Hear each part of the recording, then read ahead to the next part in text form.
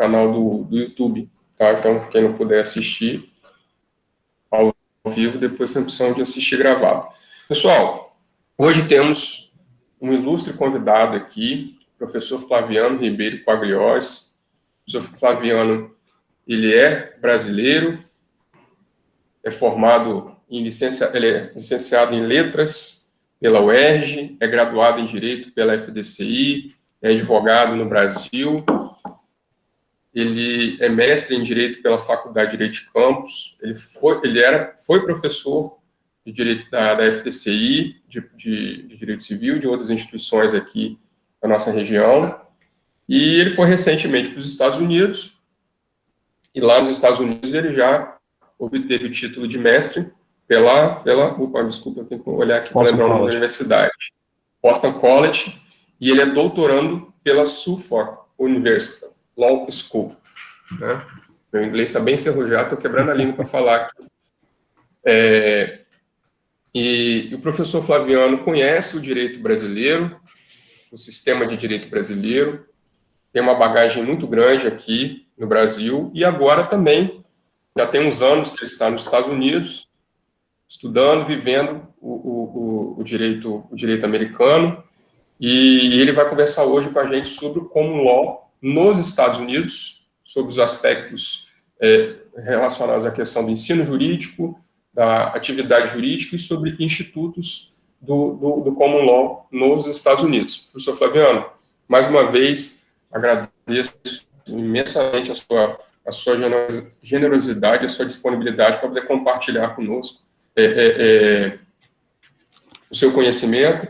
E registrar também que o Flaviano, além de tudo isso, é amigo também, né? Nós, inclusive, somos amigos, éramos vizinhos, meus filhos conhecem os filhos dele. Né? Verdade. Além de tudo, é bom também revê-lo pela nossa amizade, né, professor? Verdade. Então, seja bem-vindo, a palavra é sua. Ok, muito obrigado, professor Eduardo, muito obrigado pelas palavras. É um prazer enorme estar de volta à FDCI, ainda que distante, né, fisicamente, mas é uma instituição pela qual nutro muito carinho, porque me formei aí, dei aula também na FDCI, e tenho muitas saudades, né? Eu estou aqui nos Estados Unidos, vai fazer 6 anos agora, e estou tendo essa experiência, podendo ter essa experiência aqui, né? Então, o professor José Eduardo, com quem eu trabalhei tanto como professor, quanto como advogado, sou amigo, fui vizinho, enfim. Ele pediu para eu preparar uma fala direcionada principalmente aos alunos do primeiro período. Eu não sei se tem alunos mais avançados aqui, né, no encontro, de períodos mais avançados, mas eu vou direcionar a minha fala para o primeiro período, e aí, consequentemente, eu não vou poder discorrer a fundo sobre os temas abordados. Porém, se alguém, ao final, quiser fazer perguntas sobre aspectos mais avançados do direito, pode ficar à vontade. Ok? E a minha fala hoje, ela tem 2 objetivos principais. O primeiro, obviamente, conforme foi anunciado, é dar a vocês uma visão meio que panorâmica do direito aqui nos Estados Unidos, né? Eu vou abordar para o pessoal que está fazendo relatório, inclusive, fiquem tranquilos que eu dividi a minha fala de uma certa forma, eu vou estar sempre pontuando para vocês onde que eu estou, para facilitar aí o relatório de vocês. Então, eu tentei esquematizar de uma forma aqui bem didática. Eu vou pedir desculpa porque eu estou no escritório, eu estou no trabalho. Aí, de vez em quando entra algum aqui, me dá tchauzinho, tá, eu faço assim, então agora mesmo acabou de entrar um cliente, fez assim, eu não tive como evitar, né? Então, eventualmente vocês ouviram algum barulho, tá tudo fechado, a porta fechada, mas tem um vidro aqui na minha sala, e aí eles entram e às vezes falam alguma coisa, me dá tchau, então desculpa caso isso aconteça. Então, o primeiro objetivo é exatamente dar essa visão do direito nos Estados Unidos, né? Eu vou falar dos institutos do common law, né? Da prática jurídica e do ensino jurídico. Para o pessoal que está no primeiro período, eu vou me ater um pouquinho mais no ensino, porque vocês ainda têm pouco conhecimento sobre aspectos avançados, então, do direito. Mas eu vou também fazer algumas observações sobre institutos do Common Law. E o segundo objetivo, né, que eu vou falar agora, eu vou inverter aqui a ordem rapidamente, o segundo objetivo é o seguinte, é trazer para vocês uma visão de internacionalização, né, é incentivar o profissional, o operador do direito no Brasil, a caso queira, caso tenha esse sonho, né, caso tenha esse objetivo, a buscar a internacionalização, a se internacionalizar. Né, o mundo está cada vez mais global e existe demanda para operadores do direito que conheçam, né, ou até mesmo que tenham formação em direitos de outros países, né, no Common Law, enfim, até Civil Law de outros países, enfim. Então, eu gostaria de falar para vocês que a internacionalização ela é possível, tá? Eu sei que existem muitas barreiras, principalmente no momento com pandemia, né? A gente tem que realmente esperar passar esse momento tão delicado que o mundo está vivendo, mas a internacionalização ela é possível. Existem barreiras também de ordem financeira e econômica, a gente sabe que o real não está tão valorizado frente ao dólar, né, e o euro, mas eu digo para vocês o seguinte, se você tem o sonho de se internacionalizar, seja de advogar em outro país, ou seja de advogar no Brasil, tendo conhecimento do direito de outro país, você pode advogar no Brasil, sendo licenciado também em outro país, né? Enfim, seja qual for a área que eventualmente você queira seguir, no que se refere a ser um advogado internacionalizado, digamos assim. Né? Isso é plenamente possível. A prova disso é que eu estou aqui, né? Eu vim para cá com 40 anos, né? Com 3 filhos.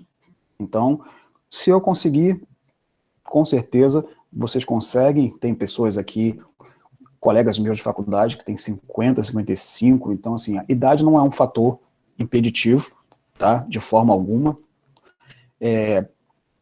Toda vez as pessoas me perguntam, eu vou abrir um espaço para debate no final, para perguntas, muitas pessoas me perguntam também sobre questão de discriminação, né? Discriminação com latino. Gente, eu falo para vocês por experiência própria, tá? Não existe discriminação contra latino aqui nos Estados Unidos, muito pelo contrário, principalmente no que se refere a brasileiros. O brasileiro aqui é muito bem visto, os americanos adoram os brasileiros e acham que o brasileiro é extremamente trabalhador, tá? Ou seja, o americano tem uma visão melhor do brasileiro do que o brasileiro tem de si mesmo, pode ter certeza disso. Tá? Eu vim para cá e tive essa experiência. Então, assim, eu não vou poder dar detalhes aqui, no momento que o tempo não permite, mas a internacionalização ela é possível, existe demanda, e caso você tenha esse sonho, né, pode ter certeza que é um sonho factível, né, um sonho possível. Tem a questão da língua, do idioma, tem gente que não gosta de inglês, tem gente que gosta, mas não tem só o inglês, existem outros países, tem Portugal, tem Espanha, enfim. Então, caso você queira, busque a internacionalização. Tá? Depois a gente pode até ter um papo específico sobre isso. Tá? Mas eu quero dizer que é plenamente possível. Infelizmente, a comunidade jurídica americana, ela considera a comunidade jurídica brasileira um tanto quanto insular. E essa é exatamente a palavra que eles usam aqui no inglês, né? Insular, ou seja, é fechada. A comunidade jurídica norte-americana ela é bem aberta.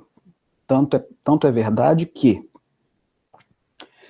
você pode ser um advogado de qualquer país, vir aqui, fazer um tempo de faculdade, que não precisa ser muito tempo, geralmente 1 ano, 1 ano e meio, e se licenciar para ser um advogado aqui. Então, a comunidade jurídica americana está aberta para o mundo. Tá? Ou seja, se você quiser, por exemplo, se eu sou de outra nacionalidade, quero ser advogado no Brasil, eu tenho que fazer 5 anos de faculdade no Brasil e fazer o exame de ordem. Nos Estados Unidos, não. Você não precisa fazer, você já sendo licenciado em outro país, você estuda as matérias básicas aqui, numa faculdade, faz o exame de ordem e pode advogar. Ok? Enfim, mas vamos lá. Para começar mesmo a minha fala, e aí o pessoal que está fazendo relatório, esse tópico aí é um tópico que toda vez que eu falo alguma coisa sobre os direitos dos Estados Unidos, eu não tenho como deixar de falar. A distinção que existe entre características das sociedades, né, norte-americana e a europeia continental, que foi na qual nós nos inspiramos, né, o Brasil se inspirou. Então, o primeiro tópico aí seria pragmatismo e erudição, né? Então, a sociedade americana é uma sociedade pragmática, tá? E aí eu vou falar uma coisa para vocês. Vocês não se decepcionem com o que eu vou falar. Vocês não vão entender isso agora, mas depois, no final da minha fala, vocês vão entender o que eu estou falando. Porque, para mim, foi um choque. Eu tinha vindo aqui aos Estados Unidos várias vezes, mas eu nunca tinha morado nos Estados Unidos, nem estudado nos Estados Unidos. Uma coisa é você vir passear, e até mesmo fazer intercâmbio, né? Não sei, o pessoal aí sabe, professor Eduardo, que a FDCI tinha ou tem um intercâmbio com a Universidade de Indianápolis. O pessoal aí é aluno do professor Eric, ou não? Eles têm essa noção? Eles têm essa... Eles são alunos do professor Eric. Eu não sei se o professor Eric chegou a conversar alguma coisa sobre isso. Porque agora não tá podendo, a viagem não está sendo possível, mas eu tinha vindo aqui em 2 oportunidades a participar desse intercâmbio entre a FDCI e a FAES, em Vitória também, e a Universidade de Indiana, lá em Indianápolis, e para fazer alguns cursos, né, de direito, mas era uma coisa assim de uma semana, 10 dias, e não te dava assim, uma noção real do que é o estudo do direito aqui nos Estados Unidos, né? Mas, enfim, voltando aqui, né, ao tópico pragmatismo e erudição. A sociedade americana ela é extremamente pragmática, é a sociedade do pragmatismo. O que significa isso? O foco está na produtividade. Não é à toa que os Estados Unidos é o país mais produtivo do mundo. Por quê? Aqui não se valoriza conhecimento por conhecimento. Tá? Não se decepcione com o que eu vou falar. Vocês vão entender no final o que eu estou querendo dizer com isso. Todo conhecimento para o americano tem que ter aplicabilidade prática. Não tem jeito. Então, o pessoal aí já ouviu falar aquelas histórias que americano não tem cultura geral? Americano não sabe onde é a capital de nada, eles acham que no Brasil... o Brasil é tudo selva, o pessoal anda de cipó, né, não tem ônibus, aquela coisa. O pessoal exagera, é óbvio, né, mas existe um fundo de verdade. Tá? Cultura geral realmente não é com o americano. Por quê? O pragmatismo da sociedade americana ele se reflete em todos os aspectos, inclusive no ensino e no ensino jurídico. Tá? Não tem... O americano ele não valoriza conhecimento por conhecimento. Eu posso dar vários exemplos. Professor, exemplifica o que você está falando que eu não estou entendendo. Vamos lá. Vou dar vários exemplos. Vou dar dentro do direito e fora do direito. Por exemplo, fora do direito. Eu sempre estudei no Brasil que quando você vai fazer uma prova, ler um texto, ou até que seja um concurso, você, para entender o texto e fazer a prova, você tem que ler pelo menos 3 vezes o texto. Né? Para você realmente entender bem e depois responder as questões. O americano não. Ele entende que você tem que ser capaz de ler uma vez e entender tudo, extrair o máximo que você pode daquela primeira leitura. Tá? Por quê? Pragmatismo, desculpa, gente, produtividade. Tá? Os Estados Unidos é meio que uma linha de produção. Foco na produtividade. Tá? Foco na produtividade. E isso se reflete no ensino. Por exemplo, vou dar outro exemplo fora do direito, depois eu vou para o direito. Meus filhos, na escola, eles têm, a cada ano, um número mínimo que eles têm que atingir de leitura, no sentido de quantidade de palavras por minuto. Né? Eu, pelo menos, não tive isso quando eu estudei. Não sei se hoje tem no Brasil. Né? Então, se você chega numa determinada série e você não consegue ler aquele mínimo de palavras por minuto, tem alguma coisa errada. Aquele aluno depende de uma atenção especial. Né? Por quê? Ler rápido significa mais produtividade, na cabeça do americano. Você concorda com isso, professor? Eu confesso para vocês que até hoje eu tenho dificuldade de entender isso, depois de 6 anos aqui, mas vamos lá. Então, assim, no direito, dá um exemplo no direito. Vou dar exemplos que aconteceram comigo. Né? Eu, várias vezes, no mestrado, no doutorado, eu professor falava sobre um tema, e quando a gente vem fazer mestrado aqui, a gente tem que fazer algumas matérias de graduação também, porque você tem que ter uma base do common law, né? E aí, eu queria demonstrar erudição, conhecimento, né? Eu falei assim, pô, o professor está falando desse tema, opa, peraí, eu conheço isso, eu conheço a teoria da Europa, conheço a teoria do Brasil, conheço a teoria da Itália, da Espanha, da Alemanha. Eu virava, professor, isso assim, assim, assim, o professor virava, legal, gente, ó, interessante o que ele falou, vamos voltar aqui. Ou seja, não davam muita importância, tá?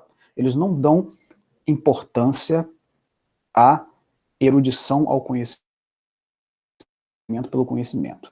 A nossa sociedade, que segue a sociedade europeia continental, ela valoriza a erudição, né? Quem aí, né, eu pelo menos sempre admirei meus professores, pô, o cara sabe pra caramba. Trabalhei com o José Eduardo, né? Eu ficava impressionado com o conhecimento dele em tributário, em processo civil, constitucional. Pô, o cara sabe muito. Aqui o aluno não fala isso, pô, meu professor sabe muito. Não existe essa expectativa de que o professor seja aquela pessoa erudita. Tá? O americano ele não é treinado para ser erudito. Ele não é educado para ser erudito. Ele é educado para ser produtivo. É diferente, tem uma diferença enorme. Então, isso se reflete em vários aspectos da sociedade, inclusive no ensino e no ensino do direito. Outro exemplo. O pessoal aí talvez não vá saber, mas quando você estuda direito penal, né, você tem aquelas diferenças de teorias, né? Qual o conceito de crime? Né? Crime é fato típico, ilícito, culpável. Outras teorias dizem que é só fato típico e ilícito. E aí, uma vez eu fui tentar explicar para um professor meu, uma dessas teorias, que eu não me lembro qual, não era exatamente essa do direito penal, do conceito de crime, não. Era outra teoria. E ele virou para mim e falou assim, Flaviano, isso aí é uma distinction without a difference. É uma distinção sem diferença. Porque ele falou assim, eles usam muita expressão, o americano usa muita expressão as a practical matter, em termos práticos. Em termos práticos, qual é a consequência? A consequência é a mesma? Então, embora haja uma distinção teórica, se a consequência prática é a mesma, não tem diferença, então é uma distinção sem diferença e para a gente não interessa. Tá? Então, assim, um dos problemas que eu mais tive aqui, principalmente no doutorado, foi exatamente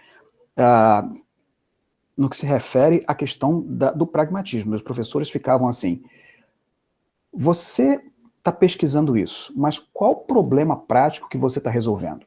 Fala para mim, você tem que estar resolvendo algum problema. Teoria por teoria aqui não dá. Você tem que necessariamente estar resolvendo um problema.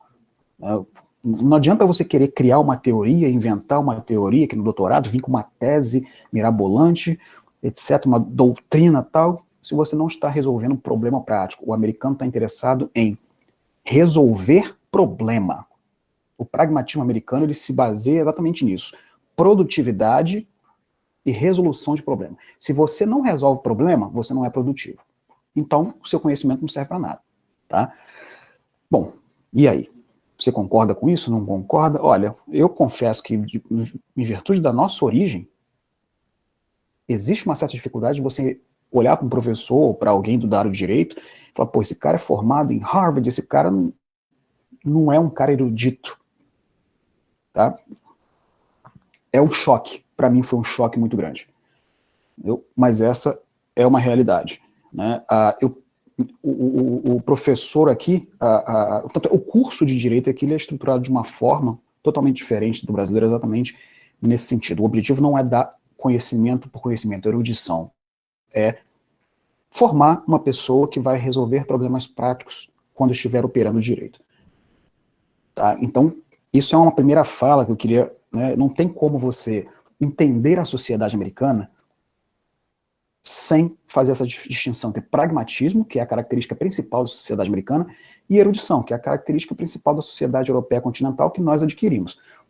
Tá? Então, quando a gente pensa em pragmatismo, sociedade americana, para resumir, você pensa o seguinte, produtividade, resolução de problemas.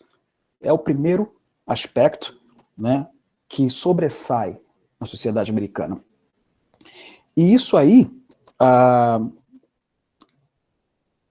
Quem é a Larissa? Oi, Larissa, você tá assistindo? Prazer te rever só no texto, né? Ei, Flaviano, estou aqui. Desculpa, não queria interromper, só colocar um comentário. Prazer eu vi aqui revê-lo. Boa tarde. Igualmente. Boa tarde, obrigado por estar assistindo. A Larissa foi minha aluna. A Larissa é um dos exemplos que eu costumo dizer assim, para a gente saber que a gente foi um bom professor, os nossos alunos têm que nos superar, né? Assim como Sócrates foi superado por Platão, Platão foi superado por Aristóteles, né? Então, hoje eu tenho a certeza de que eu sou um professor razoável porque eu tenho uma aluna tipo a Larissa que me superou em muito, né? Hoje ela é professora de Direito Civil e, com certeza, muito melhor do que, infinitamente melhor do que eu fui. De forma alguma. Deixa eu só fazer um registro para não interromper tua fala e atrapalhar aqui, Flaviano. Mas, na verdade, você é o responsável por eu começar a gostar de direito civil, tá?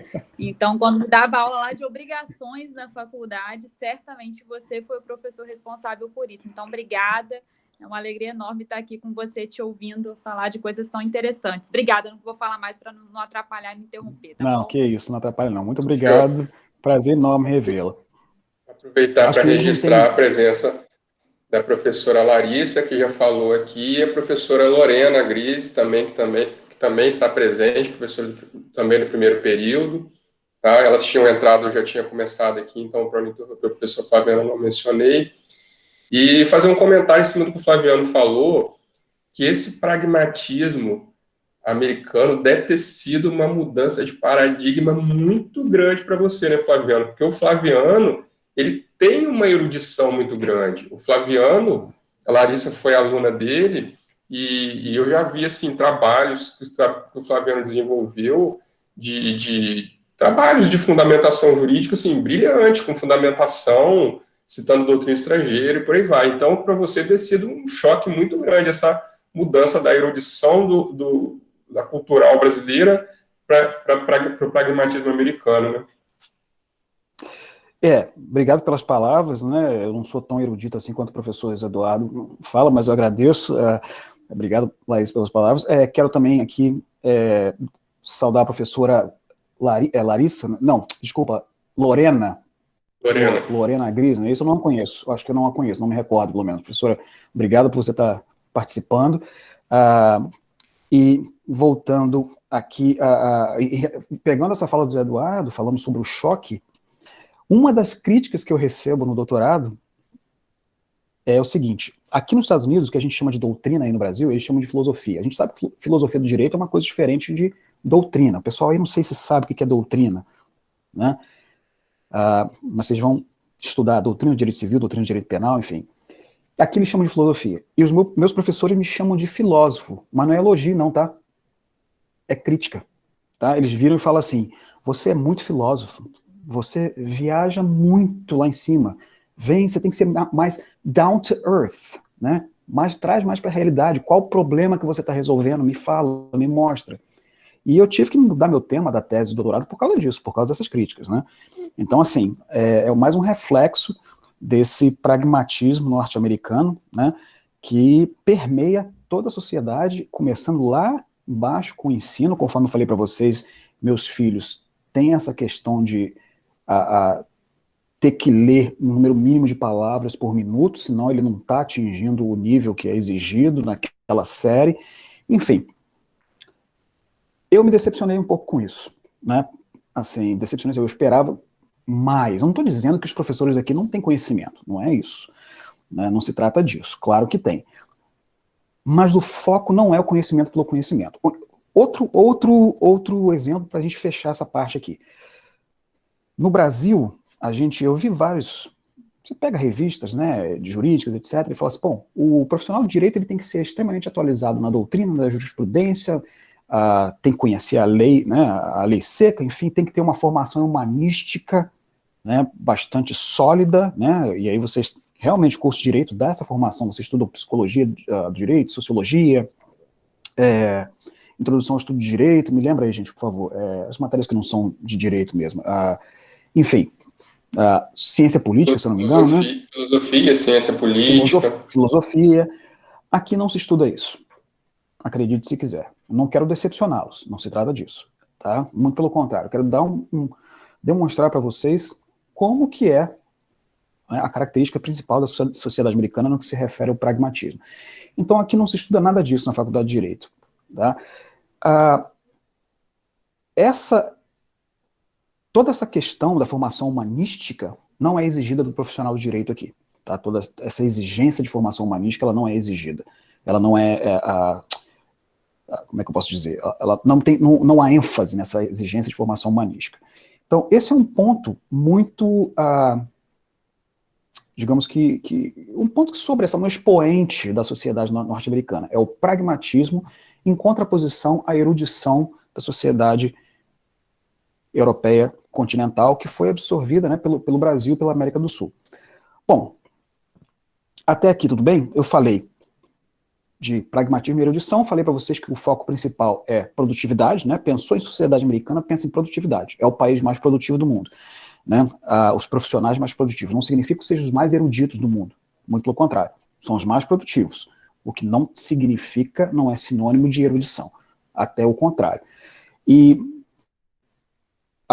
eu não sei se o professor, se eu abro para a pergunta no final, se alguém tem alguma pergunta agora, qual seria a melhor forma de abordar Não, a gente, como você ficar mais à vontade, Flaviano, se você quiser que as pessoas façam perguntas por blocos, né, que você dividiu aí, Uhum. Se você achar que funciona bem assim, pode ser. Se quiser, alguém tem alguma alguém gostaria de pergunta? fazer uma pergunta?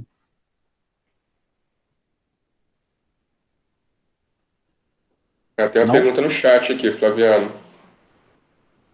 No chat? Fala para mim, por favor. O Anderson está perguntando, será que de forma geral o pragmatismo americano no direito seria para evitar enfrentar a visão subjetiva das partes?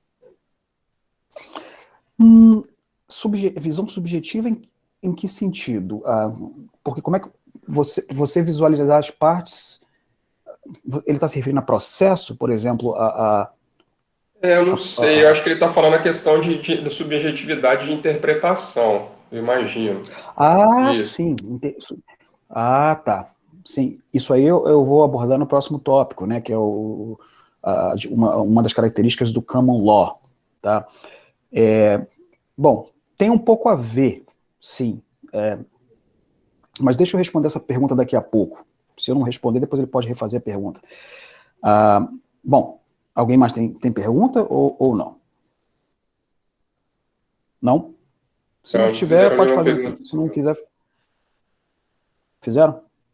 Não tem. Não. Aí perguntou aqui, por que não estuda filosofia?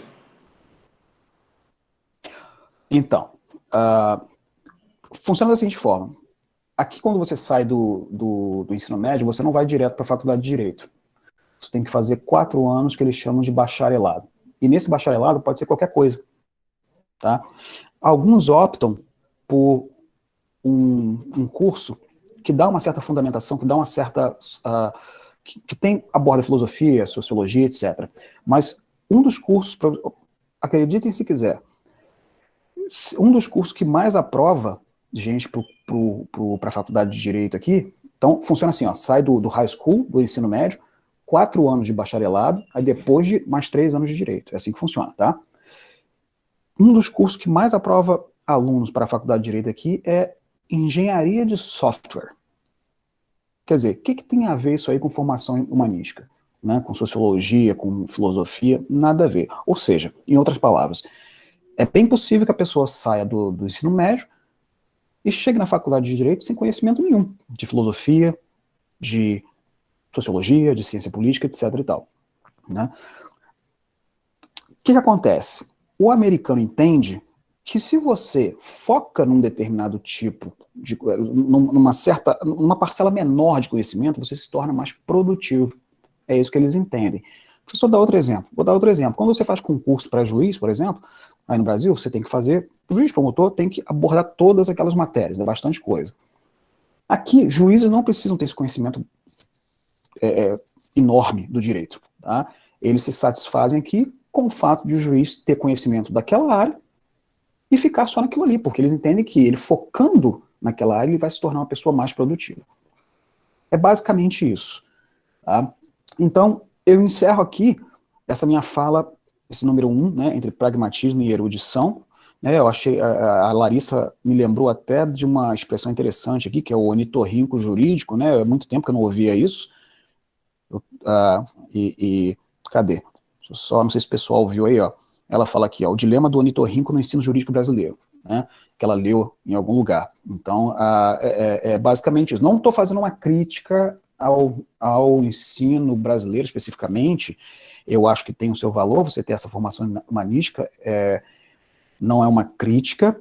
Inclusive, uma coisa que eu vou falar e que vai chocar vocês, o profissional do direito brasileiro, ele tem uma formação jurídica muito mais sólida do que o profissional de direito aqui nos Estados Unidos, por causa dessa formação, né, enfim, que é seguida no Brasil. Agora, obviamente, todo sistema tem seus problemas e, né, tem seu lado bom e seu lado ruim.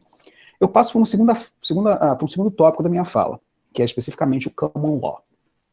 Né? Você sabe que existem basicamente 2 sistemas jurídicos no mundo, que é o common law e o civil law. O Brasil adota o civil law, né? E os Estados Unidos adotam o common law. E aí, se eu falar, vamos lá, pessoal aí, verdadeiro ou falso, né? Se eu falar assim para vocês, seguinte frase, analisa a seguinte frase. Todos os Estados Unidos têm 50 estados, 50 unidades da federação. Todos os 50 estados da federação seguem o sistema do common law. Certo ou errado? Acho que a maioria ia marcar certo, né? Errado. Tá? Existe um estado que segue o civil law, que é o estado da Louisiana. Quem quiser aí já ir procurando no Google, aí pode procurar para confirmar o que eu estou falando. Né? O estado da Louisiana ele foi colonizado pela França, né? E foi habitado, né, por franceses, e também tem uma parcela de colonização espanhola. E eles optaram por continuar com o sistema do civil law. Tá? Então, todos os estados nos Estados Unidos, da federação, seguem o common law, com exceção do estado da Louisiana, que é onde fica New Orleans, Nova Orleans, né, que você já deve ter ouvido falar. Ok? Isso é uma informação que pouca gente sabe. Tá? Então, lá tem muito mais codificações, é bem parecido com o nosso direito aí no Brasil, tá? O sistema, né, é sistema civil law, né? E qual que é a principal característica do common law? O que difere o common law do civil law? Bom, se eu fosse falar isso para vocês em uma frase, uma palavra, que se fosse alguma expressão, né? Existe um instituto que é assim, o expoente. Como eu no início, né, falei que a minha fala seria dirigida para o primeiro período, então infelizmente eu não posso ir muito a fundo, né, em aspectos muito avançados de direito, mas para vocês do primeiro período, né, terem uma noção do que difere o common law do civil law, é um instituto eu vou falar em inglês, mas depois eu vou soletrar para vocês escreverem aí, porque eu sei que o pessoal está fazendo relatório. É o Stare Decisis. Se escreve S-T-A-R-E, né? É uma palavra, são 2 palavras, né? S-T-A-R-E, stare, né? E a segunda palavra, decisis, se escreve D de dado, C-I-S-I-S.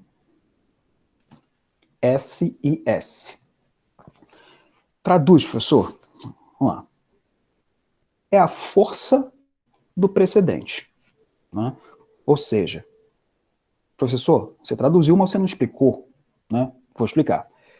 Então, vamos lá. O que difere, a principal diferença do civil law para o common law é que no common law, as decisões jurisprudenciais, as decisões dos tribunais, elas obrigam a todos, e aí, pessoal, aí não sei se tem, ainda se aprendeu alguns termos jurídicos, né, como, por exemplo, tem oponibilidade erga omnes, né, as decisões vinculam a todas as pessoas, da mesma forma que a lei que é proveniente do processo legislativo, tá? A lei, né, que é emanada do poder legislativo. Então, vamos lá. Quando eu comecei o curso de Direito, uma professora virou para mim e falou assim, Flaviano, para você entender isso, eu vou simplificar para você. Quando você pensar common law, pensa assim. Ela falou uma coisa muito interessante. Aqui pra gente, nos Estados Unidos, a lei, e aí quando fala lei, é a lei, né, que é resultado de um processo legislativo, né, que é seguido lá, por exemplo, na Assembleia Legislativa do Estado, no Congresso Federal. Aquela lei que se torna, muitas vezes até um código, por exemplo, Código Civil, aquilo ali pra gente é só o início da conversa. Tá? Ela explicou assim para mim, it's just the beginning of the conversation. Ela falou assim para mim, só o início da conversa. O final da conversa, tá? Ou seja, para quem é casado sabe, né? Quem dá a palavra final é quem no casamento? A mulher, né? Aliás, o marido, né? Sim, né? Mas quem decide é a mulher. A palavra final está com as decisões dos tribunais. Ou seja, se a lei diz X e o tribunal disser Y, vai prevalecer o que disse o tribunal para todos. Não só para as partes, não só para o autor e para o réu. Eu ingressei com uma ação contra fulano. Via de regra, a decisão, a sentença, né, ou o acórdão, a decisão do tribunal, ou do juiz, enfim, do poder judiciário, ela vincula somente aquelas partes ali, autor e réu, com algumas exceções. Aqui não. Aqui é o contrário. Essa é a característica principal do common law. Aquela decisão que foi proferida no âmbito de um processo entre autor e réu, ela vai vincular todo mundo que mora naquele estado. Então ela tem o mesmo status, a mesma força vinculante da lei, que foi produto, né, de um processo legislativo lá na Assembleia Legislativa, por exemplo, eu estou aqui no estado de Massachusetts. Qual é a consequência prática disso para o profissional do direito? A consequência prática, primeiro, não dá para você ingressar com ação nenhuma aqui, se você é advogado, se você não pesquisar a fundo a jurisprudência. Né? Porque você vai ler a lei lá fala X, mas a decisão do tribunal de Massachusetts fala Y. Então você tem que ter muito cuidado, porque senão você pode, se você não pesquisar a jurisprudência, você pode, né, prejudicar o seu cliente. Tá? Então, como eu estou dando muita informação, recapitulando, o principal aspecto do common law é exatamente a questão do stare decisis, é a força do precedente, ou seja, precedente, no caso, é a decisão jurisprudencial, né? Todos os outros, quando o Tribunal de Justiça, estou traduzindo assim vulgarmente, né? Ele profere uma determinada decisão, vincula todas as pessoas e todos os juízes, posteriormente, precisam seguir aquela decisão que foi proferida pelo Poder Judiciário, né, pelo Tribunal de Justiça daquele estado. Essa é a principal característica. No Brasil não é assim, né? Vocês ainda não devem ter muito conhecimento, mas, via de regra, uma decisão, um acórdão do TJ do Espírito Santo, ele não vai vincular todo mundo, né? Via de regra, vai vincular só as partes envolvidas naquele processo. Bom, o common law é muito diferente do civil law? Olha, eu diria para vocês que tem muito mais pontos em contato do que divergências, tá? Eu arriscaria dizer isso, depois que eu vim estudar aqui. Nós temos os mesmos, muitos institutos são os mesmos, por exemplo, contratos, né? Uso capião, tá? Aqui também tem uso capião. O que é uso capião? É uma forma de você adquirir a propriedade de alguma coisa, pode ser tanto móvel quanto imóvel. Larissa, me corrija aí, tá? Se eu estiver falando besteira, né? Ela que é especialista em direito civil. Então, e a essência, qual seria a essência do Instituto da Uso Capião? Adquirir pelo decurso do tempo, né? O tempo passa, você está ali, de repente, morando num determinado imóvel, tá? aquela coisa, enfim. E aí, com o tempo, você adquire a propriedade daquele imóvel. Aqui existe a mesma coisa, claro, guardadas as devidas proporções, né? Respeitadas as diferenças de cada país, mas também existe esse Instituto da Uso Capião. Então, nós temos muitos pontos em comuns, muitos, tá? O que realmente vai diferenciar o common law do civil law é essa questão da força do precedente, para a gente ficar aqui sem querer descer a muitos detalhes, né, que se eu estivesse falando para um público aqui de 9º período, 10º período, eu teria que aprofundar um pouco mais. Então, assim, conclusão desse segundo tópico, né? nós temos o common law como um sistema que se baseia, que se estrutura, que se estriba, digamos assim, num sistema de precedentes, por meio do qual uma decisão proferida por exemplo, eu estou focando muito nos estados aqui, por um motivo também eu não consegui explicar. Aqui a lei estadual, ela é, eu vou usar uma palavra bem não técnica, tá, gente? Eu vou perder em técnica para ganhar em clareza, tá? Ela tem mais importância na vida do cidadão, digamos assim. Não é que a lei estadual é mais importante que a lei federal, não é isso. Mas como a federação aqui é diferente da federação brasileira, né? Por exemplo, direito civil. Cada estado tem o seu direito civil. Eu diria para vocês que, de repente, 60%, 70% é igual em todos os estados. Tá? Mas tem ali uns 30%, 40% que é específico de cada estado. Direito penal. Cada estado tem o seu direito penal. Por exemplo, professor, dá um exemplo. Aqui no estado de Massachusetts, dirigir sem carteira é crime. Acredite se quiser. É um absurdo, né? Inclusive, o pessoal critica muito isso aqui. Mas também, é um crime que não dá nada. Você vai lá na frente do juiz, paga lá $100, 150 e pronto, não dá nada não. Mas é crime.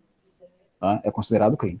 No Brasil, até quando eu morava aí, era apenas uma infração administrativa. Não sei se continua sendo. Né? Então, isso no estado de Massachusetts. Aí o que aconteceu? Olha só que interessante. Minha filha tem uma colega de turma, e eles são do Arizona. E a mãe dessa colega de turma veio para cá e estava dirigindo. Aí ela, americana, né? Estava dirigindo, ela teve a infelicidade de pegar o celular e tirar uma foto. Ela estava, acho que o sinal fechou, quando o sinal abriu, ela foi devagarinho, dobrando assim e tirando foto. A polícia viu que aqui não tem agente de trânsito, aqui a polícia faz o papel de agente de trânsito, né? Parou a senhora. Aí, por favor, carteira, eles pedem license and registration, é o registro do carro. Tá? Ela foi, apresentou a carteira do Arizona. Aí, depois disso, eles fazem uma consulta no rádio para saber, dar uma placa do carro, dar uma série de coisas para saber se está tudo ok, se o carro não é roubado, se está tudo em dia, etc. e tal. O policial faz isso. Aí ela falou assim, olha, eu estou vendo aqui que a senhora é proprietária desse veículo. Sim. E a sua carteira não é de Massachusetts? Não, é do Arizona. Mas você não pode, você sabe que não pode? Como não? Lá no Arizona é diferente. Se você é de Massachusetts,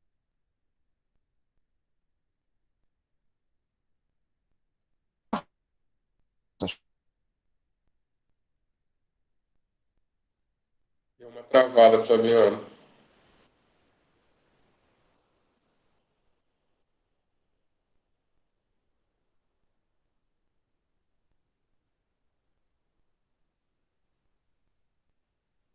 Flaviano está congelado. tá vendo? Agora voltou, Agora, Flaviano. Tinha dado uma travada, agora voltou. Desculpa, eu senti aqui, eu vi aqui, vocês ouviram até onde? Quando a pessoa falando que no estado do Arizona é diferente. Quando ela foi Isso, abordada essa em senhora Massachusetts. americana. Isso, ela falou assim, olha, virou policial e falou, olha, no Arizona é diferente, se você for morar lá, você pode ter carteira de Massachusetts e registrar carro no seu nome com a carteira de Massachusetts. O policial virou para ela e falou, não, aqui, se você tiver carro registrado no seu nome, você tem que ter carteira de Massachusetts. Se você não quiser ter carteira de Massachusetts, você não pode ter carro registrado no seu nome aqui, tá? E deixa eu abrir um parênteses aqui rapidinho e pegar esse exemplo e voltar na questão do pragmatismo. Olha só, eu podia ter dado esse exemplo no início, só para reforçar, rapidinho. Uma vez eu estava numa audiência e só para vocês verem como é que aqui eles não privilegiam o conhecimento pelo conhecimento, ou seja, o juiz, se ele é juiz da vara criminal, ele não precisa ter conhecimento de direito civil, né, porque eles entendem que você, né, se você foca num tipo de conhecimento, você é mais produtivo. Aconteceu um negócio interessante. O camarada estava dirigindo sem carteira, chegou, foi crime aqui, foi na presença do juiz, e aí o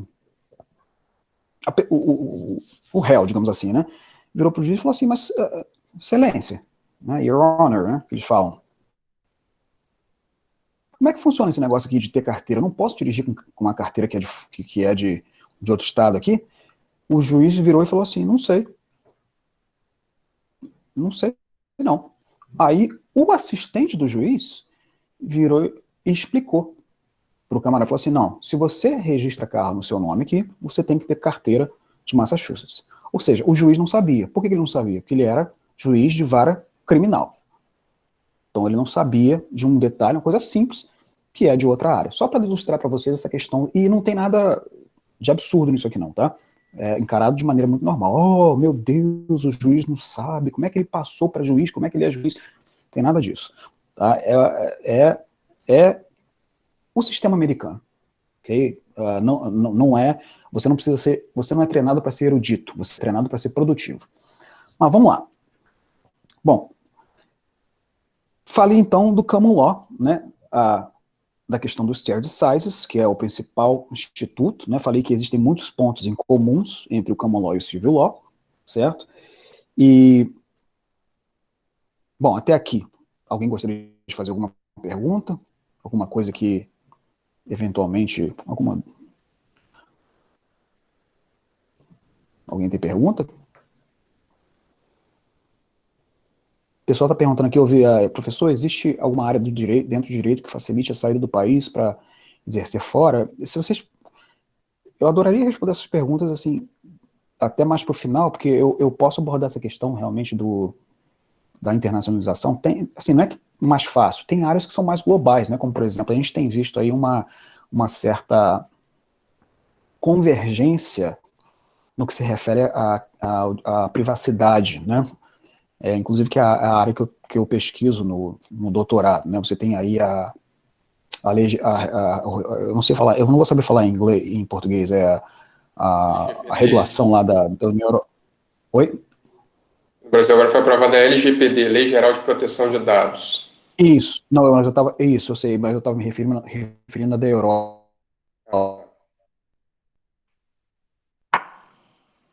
Aí a Larissa já falou aqui, ó. É a GDPR.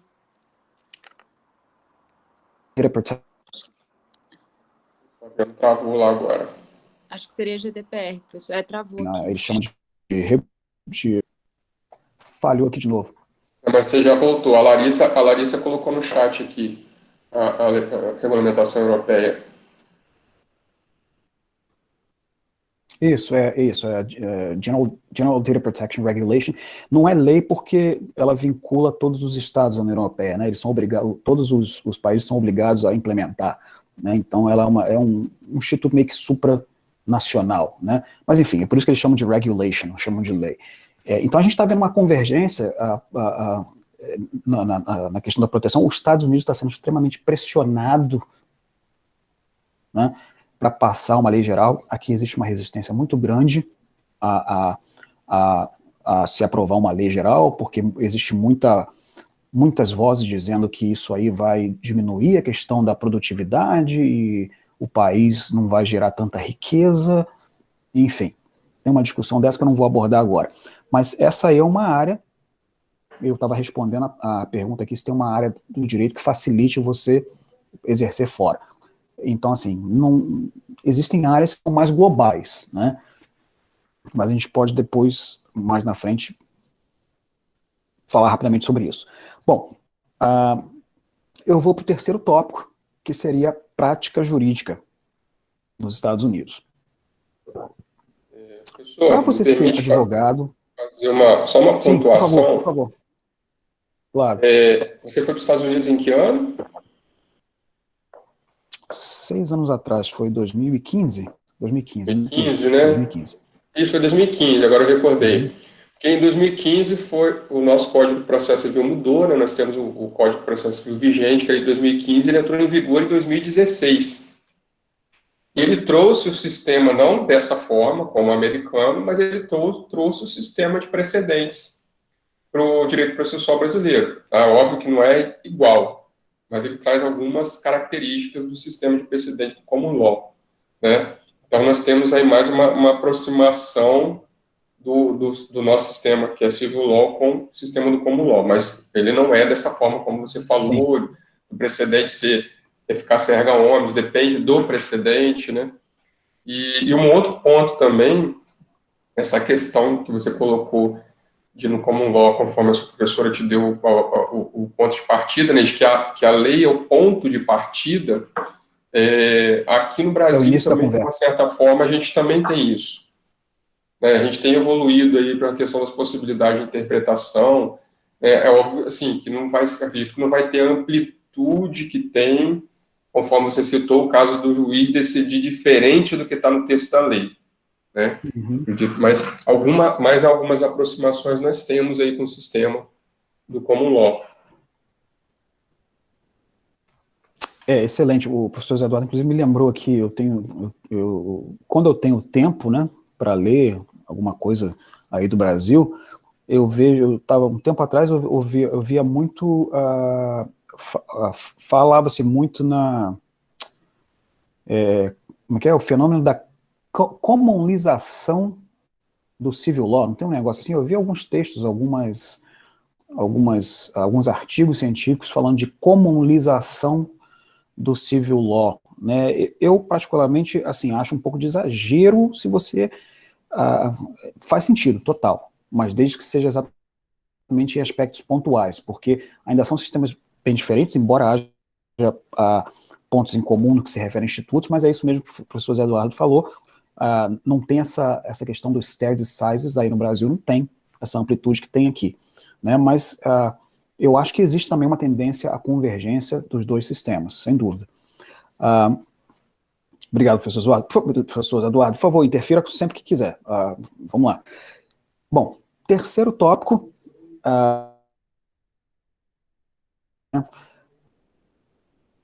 Para você ser advogado, juiz ou promotor aqui nos Estados Unidos, diferentemente de no Brasil, via de regra, você tem que primeiro passar no exame de ordem, tá? Tanto para ser juiz como para ser promotor, né? Não difere, até porque, via de regra, juízes precisam advogar durante um tempo. No Brasil, você tem a questão dos 3 anos de atividade jurídica, mas necessariamente na advocacia, né? Pode ser professor, pode ser... Pausou de novo? Pausou de novo aí, gente? Ou vocês estão conseguindo me ouvir? Teve uma pequena pausa. Sim. Ok. Enfim, então aqui você necessariamente precisa advogar, né, para poder se tornar juiz ou promotor. E como é que funciona aqui? Bom, pouquíssimas pessoas querem ser juízes e promotores aqui nos Estados Unidos. Eu lembro que uma das matérias que eu fiz na faculdade, a minha professora, logo no início, ela virou e falou assim: gente, eu quero incentivar vocês a serem juízes, tá? Porque depois que você começa a advogar e ganhar dinheiro, você não quer ser juiz mais não. Então, por favor, busquem ser juízes, né? Porque realmente aqui a iniciativa privada é que remunera melhor, tá? Promotor não ganha tão bem. Juiz ganha razoável. Fala em termos de valores, professor. Eu vou falar, vocês vão rir, né? Porque vocês vão converter para a moeda brasileira. Mas não é assim que funciona, né? Se desse para ganhar o salário daqui, morando aí, seria maravilhoso, né? Mas aqui os custos são bem diferentes. Então, aqui no estado de Massachusetts, juiz ganha aproximadamente, promotor ganha aproximadamente $5.000 por mês, e aí você, quase R$30 mil, mas aqui não é um bom salário. Prova disso, que eu vi vários promotores tendo que ter um segundo emprego para poder pagar as contas, tá?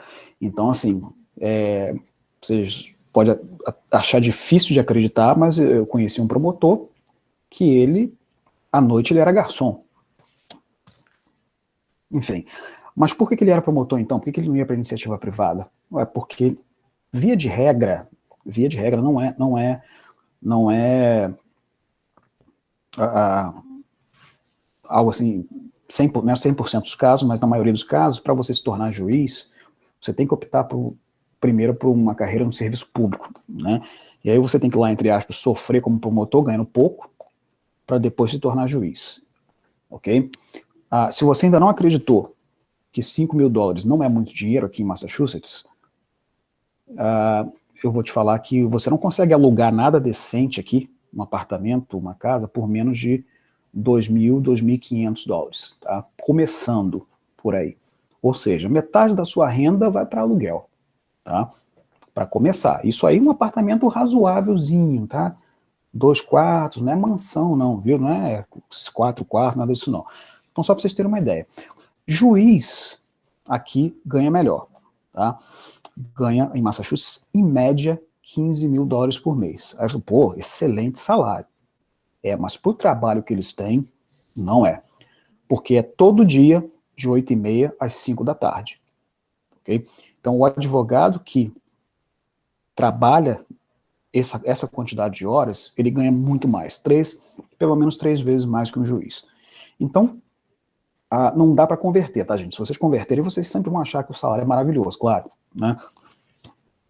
Mas, por causa disso, a maioria das pessoas quer ir para iniciativa privada, a maioria esmagadora, poucos querem ser promotores e juízes, né?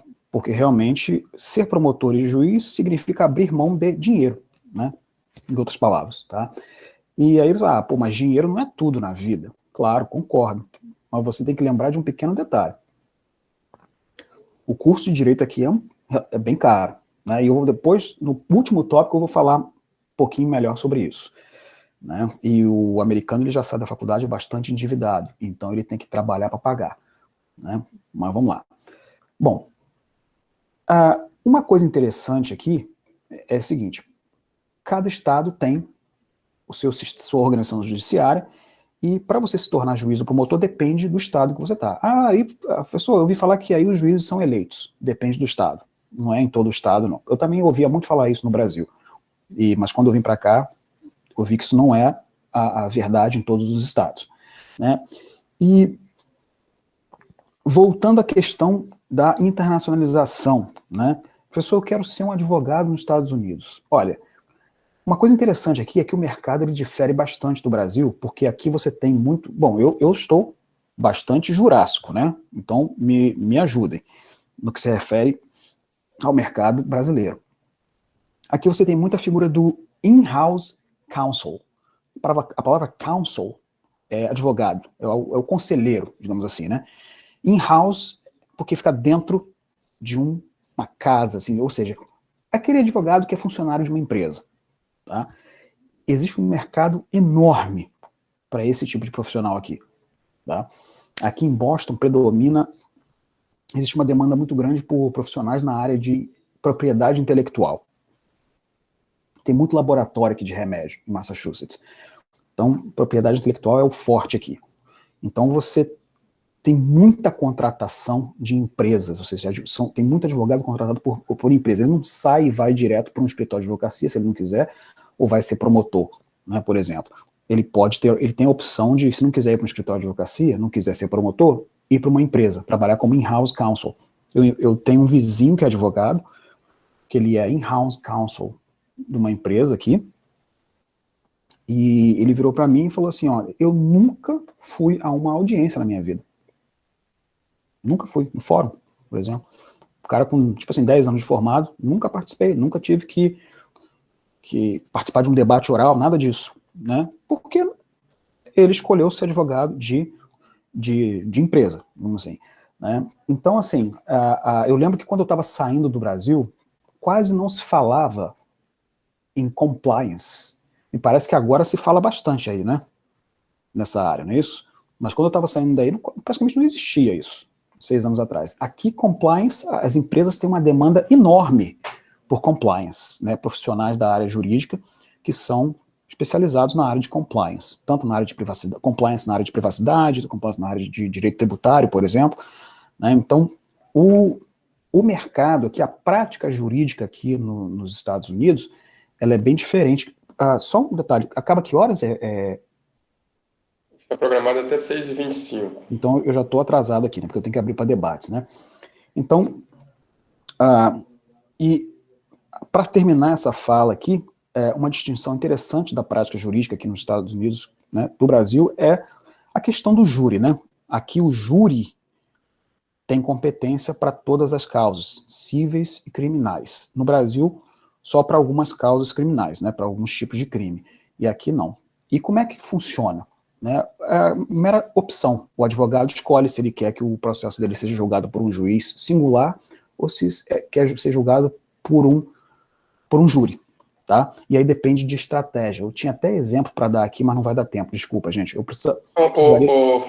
Flaviano, em relação ao tempo, a gente tem uma flexibilidade, porque os alunos do primeiro período, na sequência, é a minha aula. Então, okay. Fica tranquilo. Maravilha. Aí, se a gente estender um pouco aí, não tem problema não. A gente usa um pouco, tá? Fica à vontade aí. Eu também não quero que o pessoal durma aí, né? Então, se eu ficar falando aqui o tempo todo, o pessoal vai dormir aí, então eu quero abrir para perguntas, enfim. Mas vamos lá. O exemplo que eu ia dar é o seguinte, a questão do júri. Eu trabalhei com um advogado, e aí aconteceu o seguinte, esse advogado ele trabalhava basicamente com a comunidade brasileira, né? Não sei se vocês sabem disso, mas aqui em Massachusetts, a comunidade brasileira é enorme. Não só brasileira, mas de língua portuguesa, porque vocês têm brasileiros, portugueses e cabo-verdianos, tá? Esses três, só para vocês terem uma ideia, eu acho que só de brasileiro aqui em Massachusetts deve ter no mínimo uns 200 a 250 mil pessoas, tá? Fora os portugueses e fora os cabo-verdianos que também falam português. E aí, esse rapaz, esse brasileiro, um cara muito simples, aconteceu o seguinte, você vê, uma bobeira. Tava ele dirigindo, e aí ele começou a fazer zigue-zague com o carro dele, porque o irmão dele estava dirigindo na frente, estavam brincando. Né? Aí ele começou a fazer zigue-zague. Isso é prato cheio pra polícia aqui, né? A polícia, qualquer coisinha aqui, eles não têm, o policial não tem muito o que fazer aqui, né? Então, como eles não têm muito o que fazer, eles têm que procurar coisa para fazer. Né? E aí, tanto é que toda obra tem um ou dois policiais, né? Porque vira mestre de obra, fica lá supervisionando obra, né? Tipo assim, o cara fazendo zigue-zague à noite, a polícia parou, né? O cara tinha um problema na perna, esse brasileiro. Quando ele saiu do carro, o policial mandou ele sair do carro, ele bambeou o policial, tá bêbado, né? Crime, né? E aí, o advogado com quem eu trabalhava pegou a causa. Enfim, o que o pessoal está escrevendo aqui? Deu oi para o semáforo, multa. Também não é tanto assim, né? Mas vamos lá. E aí, o que aconteceu? Era a hora de decidir se o cara seria julgado pelo júri, né, pelos seus pares, por pessoas escolhidas, né, ou pelo juiz singular. E a estratégia adotada do advogado com quem eu trabalhava foi a seguinte. Bom, primeiro, nós estamos na era Trump, né? Donald Trump. Existe uma certa, não é de todo mundo, uma minoria, mas uma certa aversão ao imigrante, de algumas pessoas, não da maioria dos Estados Unidos. O americano, no geral, ele adora o imigrante. Tá? Mas vamos minimizar os nossos riscos. Nós estamos na era Trump, onde eu vou tomar a liberdade de falar, alguns idiotas acham que o imigrante, né, tem que ir embora. Porque se for embora, o país para. Né? A verdade é essa. McDonald's, então, aqui vai fechar todos, né? E muitas outras empresas. Se a gente pega um júri e pega meia dúzia aí desses idiotas, né, isso vai ter consequências. Somado a isso, a juíza era de ascendência latina. Opa, ponto pra gente, né? Ela é filha de imigrantes. Aliás, aqui todo mundo é imigrante, né? Tirando os índios, né? Todo mundo é imigrante. Embora alguns acham que não são. Alguns idiotas acham que não são. Ela era de ascendência latina, então qual será a nossa estratégia? Julgamento pelo júri ou julgamento pelo juiz singular? Com certeza pelo juiz singular, né? E, graças a Deus, o cara foi absolvido, tá? Ficou provado que ele tinha um problema na perna, não estava bêbado, enfim, tá? Mas isso aí é só para te dar uma noção de que você tem essas duas opções, júri ou juiz singular, você pode optar, né? E no caso, na verdade, no processo tinham várias coisas em discussão. Tinha a parte criminal e tinha a parte administrativa, que era a questão da multa também. E ele foi absolvido nos dois, tanto na parte criminal quanto na parte administrativa. Então, assim, só para te dar uma noção de como que funciona o sistema, né, do júri aqui. Você opta, o advogado opta pelo julgamento pelo júri ou pelo juiz singular, ok? E aí depende da estratégia do advogado. Bom, passo para a última fala aqui, o último tópico aqui da minha fala. Esse terceiro tópico foi prática jurídica, tá? Pessoal que está fazendo relatório aí, né, para ficar mais didático, né? O último tópico é o ensino jurídico, tá? Bom, como é que é o ensino jurídico aqui nos Estados Unidos? Bem diferente do ensino jurídico no Brasil, ok? Conforme eu falei, a faculdade de Direito aqui dura 3 anos, tá? Só que antes, você tem que fazer 4 anos de bacharelado, seja em qualquer área. Como é que são as aulas de Direito aqui? Não se estuda doutrina, não existe livro de doutrina. Estudam-se o quê? Estudam-se casos. Casos, né? Processos. Casos, obviamente, os casos mais importantes. E aí, agora eu vou entrar numa parte aqui interessante, né? E depois eu queria ter a opinião de vocês sobre isso. Acreditem se quiser. Professor de Direito aqui não dá aula. Como? Que isso, professor? O professor, não existe aula expositiva. O professor não expõe matéria, não explica matéria. Tá? As faculdades aqui, elas utilizam o que se chama de método socrático. Quando eu fui, a Larissa foi comigo uma vez também, né, Larissa, naquele intercâmbio lá em Indianápolis, né, a Larissa era aluna ainda. Sim, fomos, professor. Né, com o professor Wilson, né? Isso. Eu imaginava que as aulas do curso de Direito fossem iguais às aulas que a gente assistia lá, porque o professor Wilson expunha a matéria, ele estava sempre expondo a matéria, não é isso? Quando eu vim estudar aqui, eu vim nessa inocência, achando que era assim, mas não era. Tá? O professor não expõe matéria, funciona assim, olha só. O aluno tem que se preparar para a aula. Tá?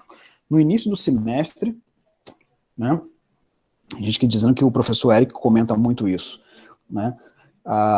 No início do semestre, ele manda um e-mail para vocês com o conteúdo do semestre e os casos que serão discutidos em cada aula. Você tem que se preparar, você tem que ler aqueles casos, porque o professor vai escolher aleatoriamente alunos para comentar o caso. Ele vai fazer perguntas específicas sobre aquele caso.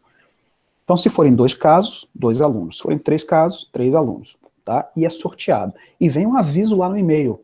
No e-mail que ele manda no início do semestre, vem um aviso da seguinte forma.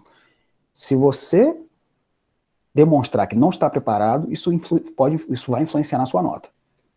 Ok? Como você não sabe quando que você vai ser chamado, né, você tem que se preparar para todos. Porque se você jogar na sorte, cair no dia que você não se preparou, você for chamado, te complica. Tá? Então vamos lá. Ó, professor, não expõe matéria, tá? O aluno tem que se preparar para a aula, não é só o professor que se prepara, o aluno se prepara. O professor utiliza o método socrático, que é ficar questionando o aluno. Ok? Aí, ó, o pessoal falando que o professor Eric mostrou uma aula dessa. E o aluno tem que fazer um briefing, que é um resumo do caso. Tá? A gente usa a expressão aqui, brief the case. Brief, B-R-I-E-F, né? Seria algo semelhante a resumir, né? B-R-I-E-F, brief the case. Resumir o caso, né? Então, assim, logo no início do semestre, você tem cada aula e os casos que serão estudados em cada aula. Então, você que se prepare. E aí, somado a isso, né, no final da aula, o professor deixa aí uns 10 a 15 minutos para tirar dúvidas. Se você teve dúvida em algum daqueles casos que foi debatido, né, você pode perguntar ao professor. O pessoal pergunta, enfim. Bom, todas as faculdades são assim? Sim. todas as faculdades de Direito utilizam o mesmo sistema. Não tem para onde correr. Tá? Não tem como ir lá reclamar na ouvidoria, na coordenação. O professor não deu matéria e cobrou na prova. Né? Olha, isso aí esquece. Tá? Não tem, porque se você for para outra faculdade, você vai encontrar o mesmo sistema. Todas, sem exceção, nos Estados Unidos utilizam esse sistema. No que se refere à avaliação, como é que funciona a avaliação? A avaliação aqui utiliza o sistema de curva. Curva. Ok? O que é isso? Acreditem se quiser. Quando eu vim estudar aqui, o professor Paulo Barroso, que é brasileiro e dá aula aqui no Boston College, ele virou para a gente e falou assim, olha, vocês vão tirar as piores notas da vida de vocês. Eu falei assim, você tá brincando, né? A Larissa está falando que tem que sair. Larissa, obrigado, viu, pela participação. Prazer enorme revê-la. Viu? Então, o sistema de curva é utilizado e apenas 10% dos alunos podem tirar A. Aqui se utiliza o sistema de conceitos, né? Você tem o A, e aí você tem assim, A mais, A e A menos. Né? Então, A vai tipo de 90 a 100. Maravilha, Larissa. Obrigado. Manda um abraço para a Gabriela também. E aí, então, por exemplo, A mais seria de 97 a 100. A seria meio que de 94 a 96. E A menos 90 a 93. Tipo assim, tá? Somente 10% dos alunos podem tirar A. Ok? O pessoal está falando que tem umas escolas aí que utilizam esse método. Como assim podem? O professor tem que adotar critérios de desempate. Não pode mais do que 10% da turma tirar A. Tá? Então, só 10% fica naquele topo ali, ok? E consegue atingir a nota máxima. Olha, eu confesso para vocês, quando eu cheguei, o Paulo Barroso virou para mim e falou assim, Flaviano, vou te dar um conselho.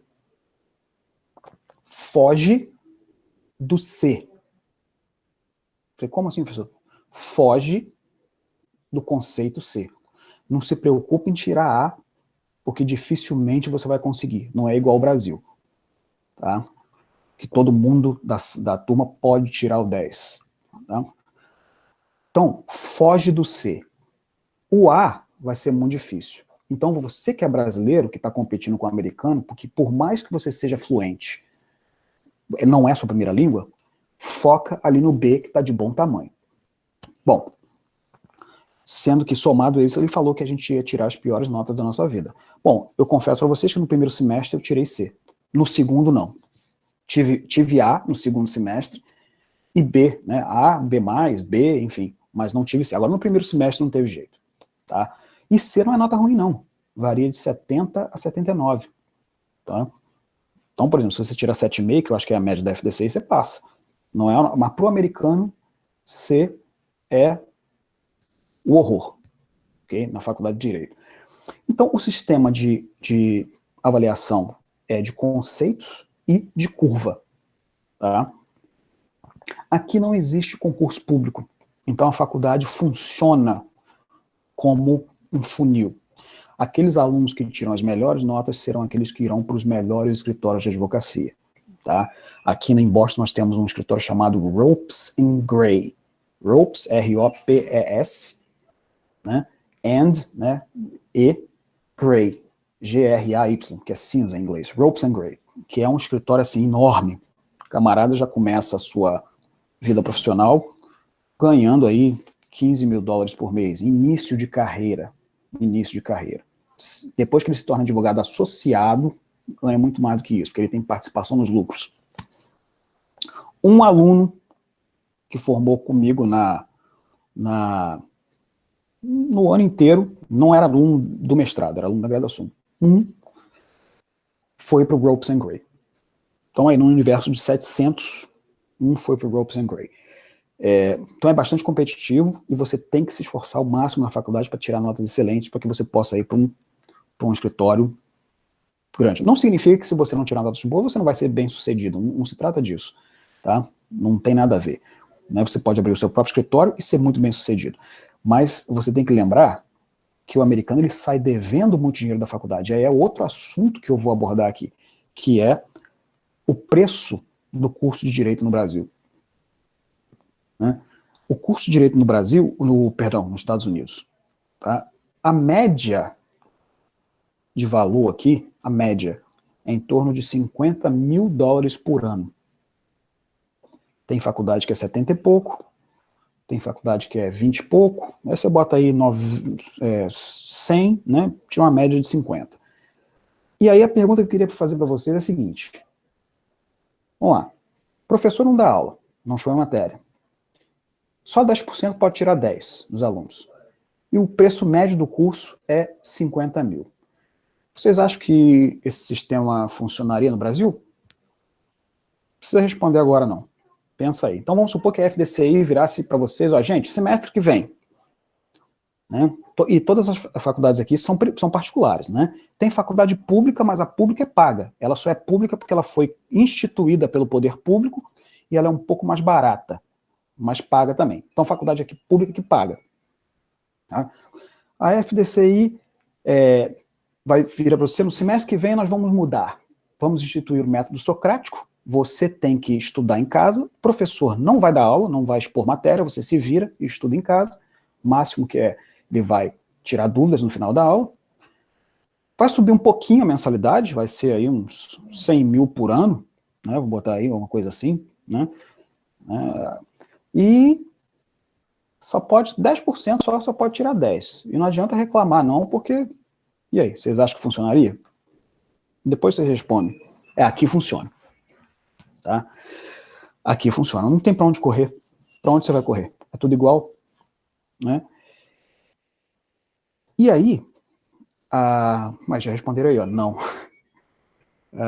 A preocupação do aluno americano não é passar de ano, tá? Mas é tirar o máximo, a nota as melhores notas que ele puder, né? A competitividade é muito grande, em virtude disso que eu falei, para que ele possa ir para os melhores escritórios para poder pagar o estudo dele, porque eles pegam empréstimo, né? A maioria estuda com empréstimo do governo, e aí eles saem da faculdade com uma dívida enorme, tá? De $250 mil, por exemplo, que tem uns 4 anos de bacharelado, mais 3 de faculdade de Direito, então é no mínimo aí $250 mil, para pagar isso aí, tá? E aí tem que se matar para poder conseguir um emprego, né, no melhor escritório que ele puder, para poder pagar isso aí. Ao longo, provavelmente, de 10 anos. Né, se ele trabalhar muito, ele consegue pagar em menos, né, tipo 4, 5 anos, mas enfim, é bem puxado. E aí eu digo o seguinte, por isso que a preocupação dele não é passar de ano, não é pegar o canudo, é realmente tirar boas notas para poder conseguir um bom emprego. Então, só para vocês terem um exemplo, e eu já vou começar a finalizar, eu tive uma professora que ela virou no final do semestre, falou assim, antes da prova, falou assim, olha, professora de Direito das Coisas, todo mundo vai passar. Ela foi bem clara, todos vão passar, não se preocupe. Por quê? O problema é que não é passar, o problema é tirar a nota, né? É o A, tão sonhado A. Aí ela virou e falou assim, olha, eu dou aula aqui há 19 anos, no Boston College. Ninguém nunca conseguiu acertar minha prova toda. Tá? Mas todos vão passar, fiquem tranquilos. Tá? Mas não, a chance de você acertar a prova toda é mínima, porque até hoje, em 19 anos, ninguém conseguiu. O que não significa que você não tira A, porque você tira A porque ela faz a avaliação por comparação, né? Aquele que acertou mais é o A, né? E aí vem comparando com aqueles que acertaram menos. Então, o ensino jurídico aqui, ele é extremamente competitivo, que é uma característica também da sociedade norte-americana, competitividade. Tá?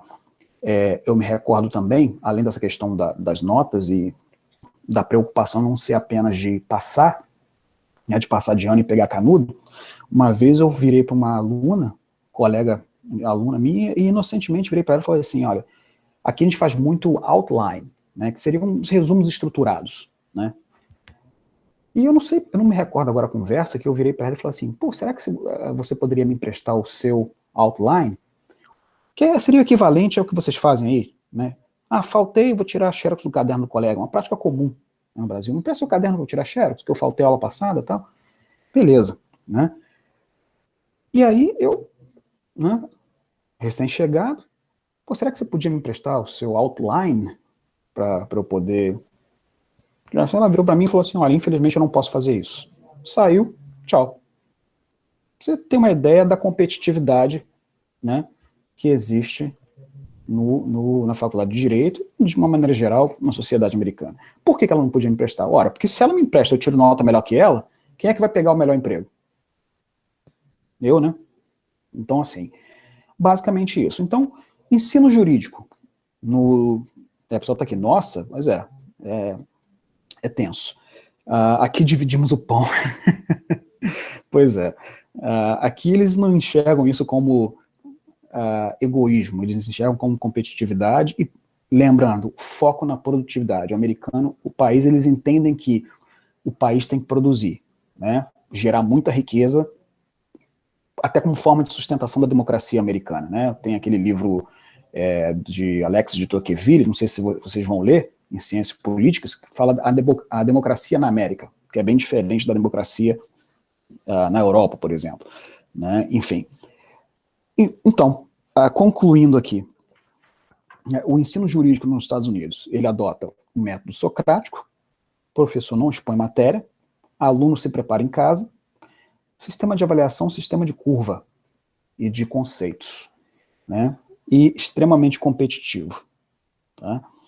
E com isso eu vou aqui terminando a minha fala, né? E vou abrir para quem quiser fazer pergunta, né? O que eu tinha a expor era basicamente isso. Agradeço mais uma vez a oportunidade, um prazer enorme estar aqui com vocês, né? Agradecimento especial ao professor José Eduardo por ter me convidado, e fico aí aguardando que quem quiser perguntar pode ficar à vontade. Tá? Lembrando que eu falei de, assim, um resumo geral, né? Falei do pragmatismo, né? Fiz a contraposição entre pragmatismo e erudição. Falei do common law, né? Os stare decisis, né? Que é a principal característica do common law. Depois falei da prática jurídica, né? Falei da questão da advocacia aqui. Você tem que passar no bar exam para poder ser advogado, promotor e juiz. A questão do júri, né? O júri, a competência do júri para apreciar todas as causas, né? E, por fim, o ensino jurídico, né? Que difere do ensino jurídico no Brasil. Falei também, não se esqueçam, né, da questão que o estado da Louisiana também é o único estado que segue o civil law, etc. e tal. Só fazer uma pergunta em cima, questão como é que o pessoal cola aí. Esqueci de falar uma coisa importante, mas isso aí cola, né, a expulsão na certa, pode ter certeza. Veja bem, não é que não haja cola, eu acredito até que tenha, mas eu nunca vi. Deixa eu perguntar uma coisa para vocês. Qual foi a prova mais longa que vocês fizeram?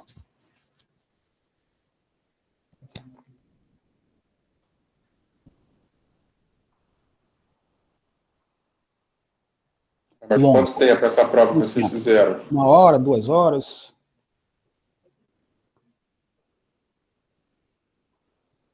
Um dia? 24 horas? Ok. Maravilha. Então, 2 horas, eu vou falar para vocês a prova mais curta que eu fiz. A prova mais curta que eu fiz durou 5 horas, que é o padrão aqui nos Estados Unidos é as provas durarem, em média, geralmente a maioria das provas dura 8 horas, tá? E tem provas de 24 horas. Ou seja, é tenso. Aí você tem liberdade para fazer a prova, geralmente, hoje em dia, você faz no computador, e você pode fazer na biblioteca, até na sua casa mesmo. Por isso que eu não vou dizer para você, não vou virar para você e falar assim, será que não tem cola? Bom, se você fizer a prova na sua casa, a câmera está te filmando o tempo todo e gravando, porque existe um sistema chamado ExamSoft, tá? Que é o padrão aqui. E ele fica te filmando o tempo todo. Se você virar assim, fizer alguma coisa assim, pegar alguma coisa, eles vão estar te gravando. E aí você pode ser pego. Né? O que não impede de alguém ali passar um papelzinho por baixo, se você está em casa, né? Eu até acredito que possa acontecer, mas pela competitividade norte-americana, isso aí não é algo incentivado, porque se você me dá cola e eu tiro nota maior que você, eu pego o seu emprego, né? Então, a sociedade é muito competitiva, então eu não vejo muito isso. Agora, se você estiver na faculdade, dentro da faculdade, e eu pego colando, aí já era, aí é expulsão, tá? Perguntas? É uma questão cultural, né? É uma outra cultura, é outra realidade. Então, às vezes, não adianta dizer, lá nos Estados Unidos tal coisa, tal instituto funciona bem, lá vamos trazer. Não é simplesmente importar, porque é uma realidade completamente diferente, né? Tem uma pergunta aqui, professor, que eu até estava tentando localizar no chat aqui, mas um aluno me mandou aqui no WhatsApp. Eu lembro que ele tinha feito. Ele perguntou assim: cada estado tem uma lei específica? Você falou da questão da diferença, que a lei estadual aí ela tem mais importância, né, a palavra que você usou, do que a lei federal. A característica da federação é diferente. Aí, por favor, responda a essa pergunta. Sim, cada estado tem sua lei específica. Conforme eu falei antes, eu diria para você que 60% a 70% é igual. Quando você vai fazer o exame de ordem, geralmente aconteceu o seguinte: alguns estados da federação adotaram um sistema uniformizado de exame de ordem. Então, as mesmas matérias caem naquele exame. Tanto é verdade que se você, por exemplo, eu sou de Massachusetts e eu faço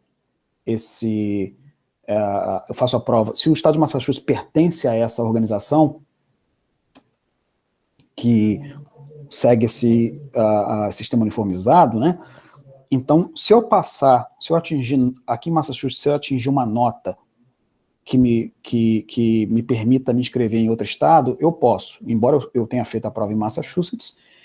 Vamos supor um exemplo: o estado de Massachusetts e de Nova York participam desse sistema que uniformiza o exame de ordem. Eu faço a prova em Massachusetts. A nota que eu tirei é a nota mínima para poder passar em Nova York também. Então eu posso me inscrever no estado de Nova York, tá? Porque cai as mesmas matérias.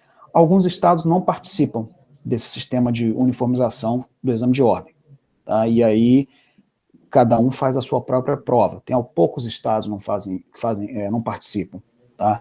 Mas na faculdade a gente estuda aqueles institutos que são comuns a todos os estados, ok?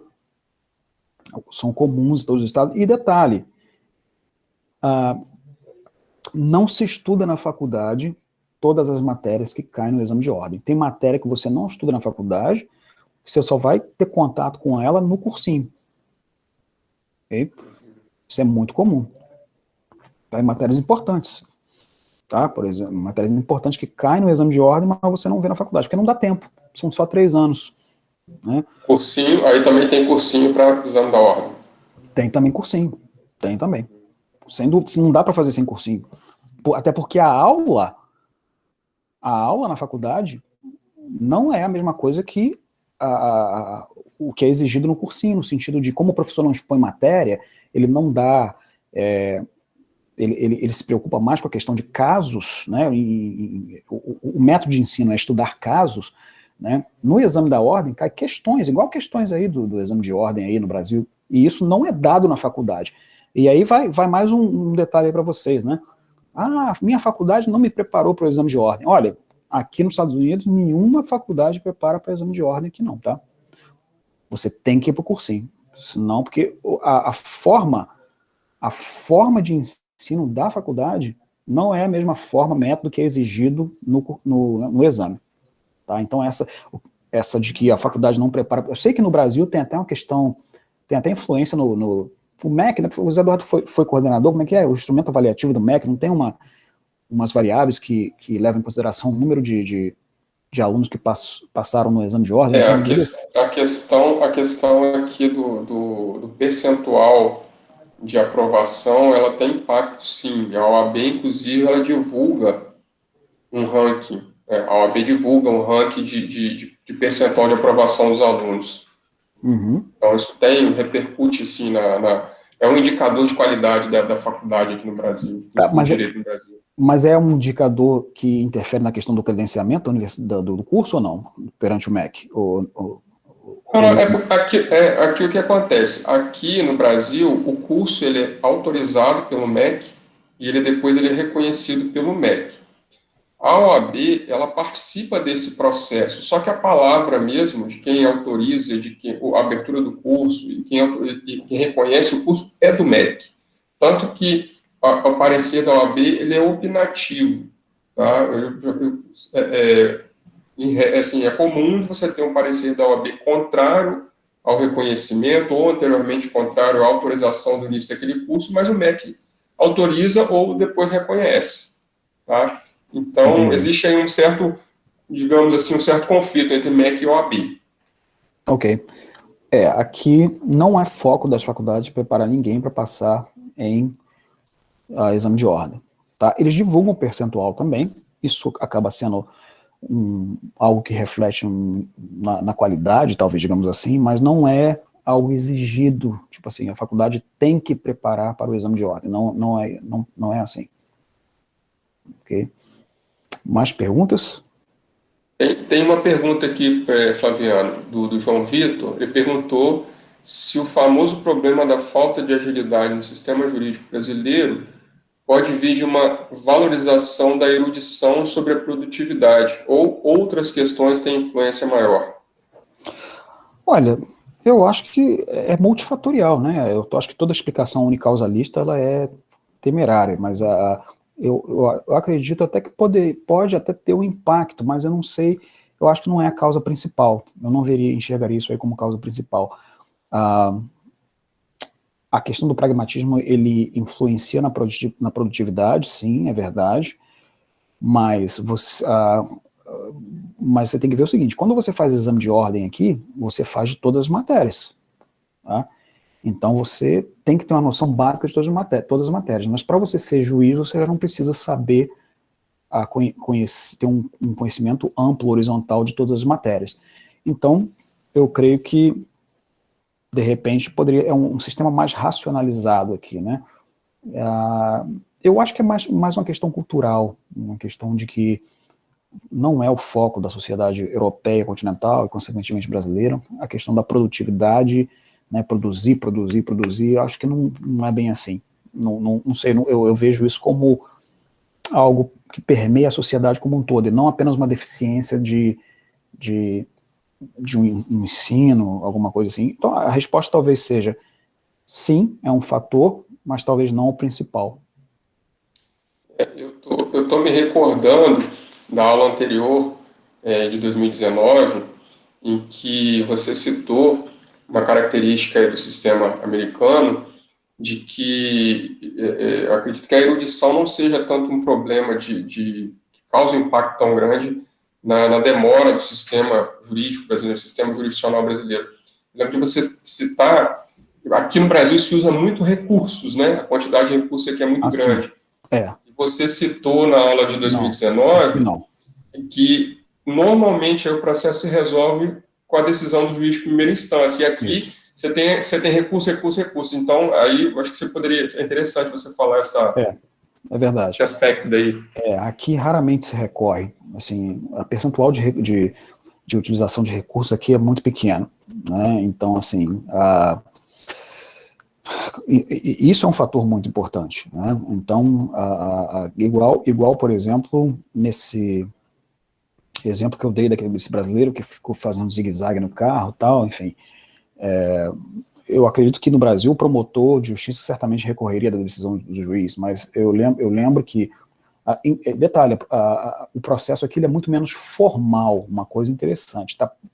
Prevalece muito mais o princípio da oralidade, tá? Aqueles autos processuais enormes, você não vê isso aqui, tá?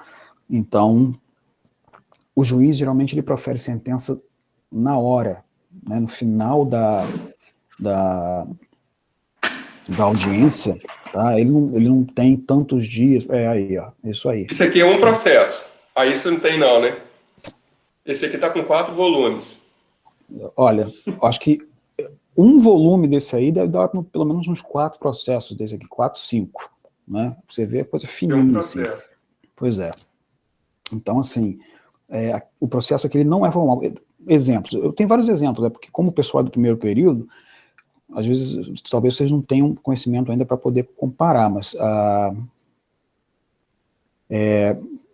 por exemplo, você tem que, na petição inicial, você ingressa com uma ação, você tem que protestar por provas, né? Tem que, às vezes, muitas vezes, arrolar testemunhas. Aqui não tem nada disso. Aqui eu já vi testemunha chegar lá na hora, sem ser intimada, sem ser arrolada, sem ser intimada, e depois o juiz pode falar aí, dá a sua versão aí dos fatos, tá? Então não existe tanta formalidade no processo aqui, tá? É muito menos formal. Então, então assim, é uma característica da sociedade americana, né? Então isso aí facilita muito a questão da agilidade processual também. Você falou aí a questão do promotor não recorrer. Eu lembrei de um caso que eu tive, inclusive uma ação de uso capião, que é uma coisa relativamente simples. Há muitos anos eu fiz um uso capião e normalmente na ação de uso capião se ouve testemunha para comprovar a posse. Aí tem aquela discussão se posse é de fato e de direito, né, que me parece que se é de fato de direito, falta um filtro de teoria geral do direito para discutir isso, porque ele é sempre de fato e de direito.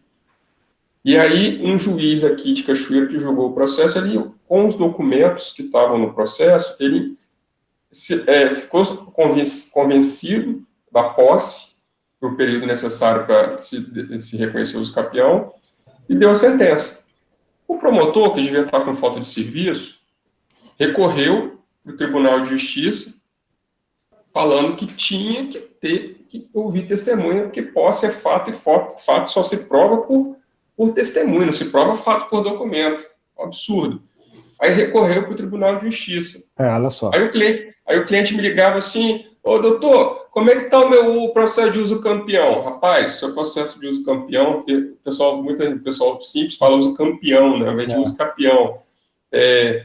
O seu processo de uso campeão está no Tribunal de Justiça. Aí chegou no Tribunal de Justiça, o Tribunal de Justiça manteve a decisão do juiz de primeiro grau, falou que não precisava de vir testemunha. Aí o promotor, aí a Procuradoria de Justiça, devia estar com falta de serviço também, fez um recurso especial para o STJ, levou o processo para o STJ para poder analisar isso. Aí o cliente me ligava: e como é que está meu processo? Ó, meu processo de uso campeão, seu processo já é bicampeão, cara. Já foi campeão na primeira instância, campeão na segunda instância, agora está para a terceira. Aí chegou lá no STJ, o STJ manteve a decisão, falou que não precisava. Aí eu falei: e agora? Agora seu processo de uso, como é que está meu processo de uso campeão? Agora ele é tricampeão, agora a gente ganhou, está resolvido o problema. Mas isso o promotor aqui recorreu para o STJ. Isso aqui é inimaginável.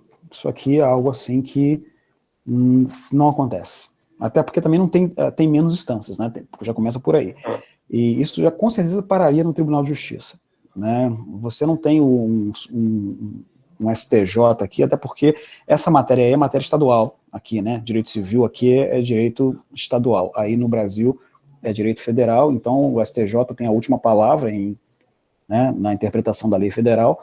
Então, isso não aconteceria aqui, até pelo próprio sistema, pela organização judiciária aqui do país, dos estados, mas isso é impensável, você recorrer até o STJ por causa de um detalhe que, enfim, isso aí é um funil, né, que contribui para a morosidade da justiça brasileira, né, que não tem aqui. Né? Excelente, muito professor. muito interessante esse caso. Não, depois quando foi registrar o uso capião, a propriedade tinha um errinho na planta lá, teve que fazer uma correção lá da inicial. Nossa, que processo trabalhoso, uma coisa que era tão simples, foi tão trabalhoso. Alguém tem mais alguma pergunta? A professora Lorena está presente aí, quer fazer alguma pergunta? Ou algum aluno? A professora Lorena está nos prestigiando aqui. Opa, alguém levantou a mão aqui. Quem foi? Oi.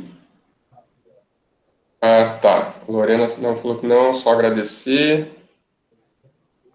Alguém tem mais alguma pergunta? Sim, professor. Máximo, então faz a pergunta aí, Máximo. Vamos aproveitar aqui a professor Flaviano. Ah, beleza. Aqui, como chamou a atenção, estava falando aí que os estados, alguns estados têm força, mais os estados que vão decidir e não o juiz. Seria uma espécie, tipo um júri popular, alguma coisa dessa forma parecida, professor? Você fala, quando eu falei do júri? Isso, de estados, quem vai mandar mais é o estado, não o juiz, alguma coisa parecida com isso, está anotado aqui?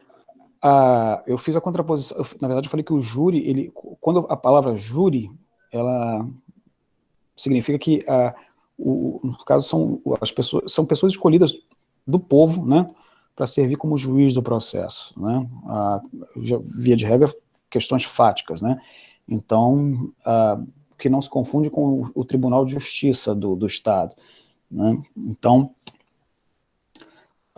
você pode, quando ingressa com uma ação, você pode optar por ter o seu processo julgado pelo juiz singular, juiz, né, ou o tribunal o júri, né, que são aquelas pessoas escolhidas do povo para poder decidir as questões fáticas relativas ao processo, né.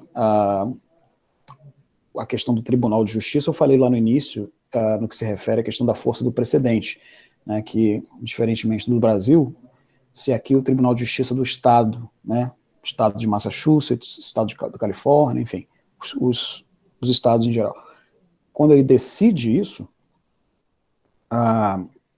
quando ele profere uma decisão, aquela decisão ela vincula todo mundo da mesma forma que a lei, né, ou seja, em outras palavras, a decisão judicial ela é fonte formal do direito também, ok?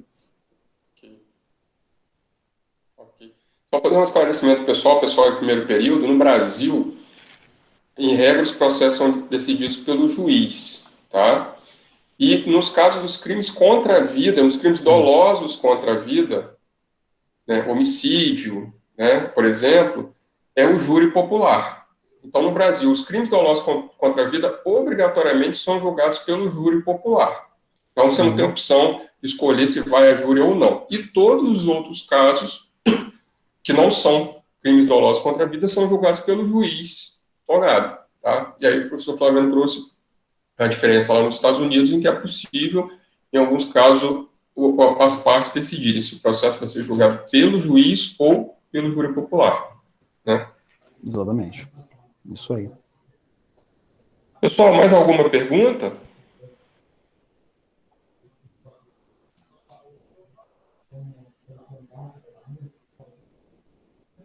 Aí, Pedro, estão te pedindo emprego aí, ó. Vem pra cá, ó. Cadê? Então, o senhor recomenda que trabalhemos juntos nos Estados Unidos um belo dia? Com certeza. Com certeza. Aqui no estado de Massachusetts, se não me engano, falei para vocês que só de brasileiros são aproximadamente 200 a 250 mil, fora a população de portugueses e cabo-verdianos, e fora o hispano, né? O espanhol é a segunda língua dos Estados Unidos, né? Eu acho que aqui em Massachusetts deve ter no máximo uns 8 advogados brasileiros. Você imagina Cachoeiro inteiro. Qual é a população de Cachoeiro hoje? 200 mil? 200 mil habitantes.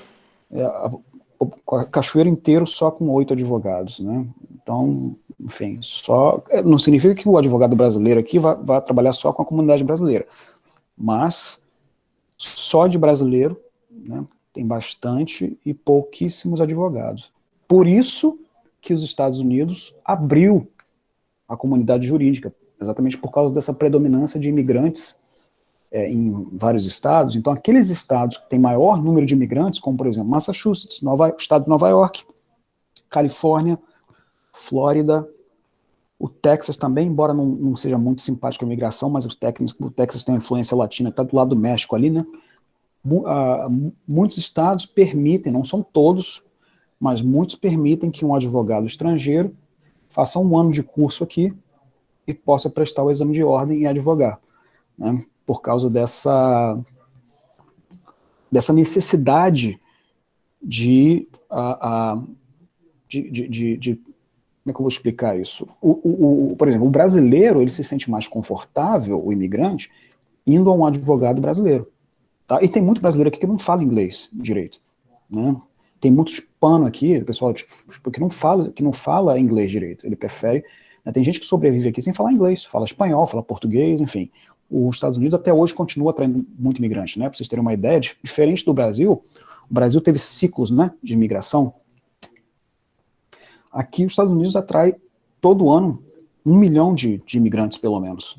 Né? Então você vê gente de tudo quanto é parte do mundo, pessoas que não falam o idioma direito, e aí vem o pragmatismo da sociedade americana e fala assim, opa, esse pessoal não fala inglês, mas esse pessoal trabalha e ganha bem, então vamos aumentar a produtividade. Como que a gente aumenta essa produtividade? Né? O cara é brasileiro, ele se sente mais confortável contratando um advogado brasileiro, né, do que um advogado americano.